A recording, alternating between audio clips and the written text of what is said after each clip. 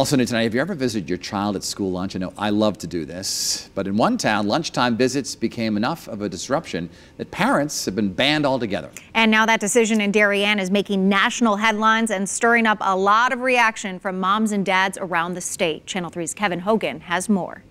We did some checking today on the subject matter of parents visiting their students during lunchtime, and we learned that many districts like Norwich have restrictions. The Norwich School District, for example, encourages parental interaction, but to a degree. The policy states, the Board of Education requires all visitors to receive prior approval from the school principal or his or her designee before being permitted to visit any school building. Honestly, I think it should be a little strict because we got a lot going on in the world with the shootings in the school. But parents still should be able to check on their kids, though. Well, it could be disruptive. They, I would imagine, have to have some rules in place in that. We learned that most school districts have rules in place. In Darien, the policy had to be revised because the visits were becoming disruptive.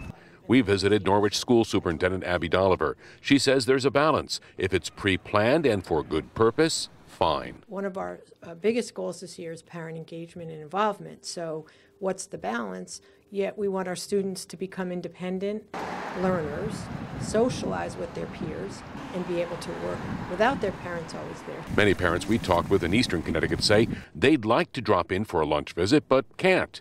On the other hand, on some level it makes sense because, you know, they have to try and keep control of kids during the course of the day. And I would really like to visit my kids during the day sometimes if I have time off from work. Last night, Old Saybrook's Board of Education revised their parent visit policy, which is similar to the one in Norwich. While they encourage parental visits, parents need prior approval. With the Mobile Newsroom in Norwich, Kevin Hogan, Channel 3 Eyewitness News.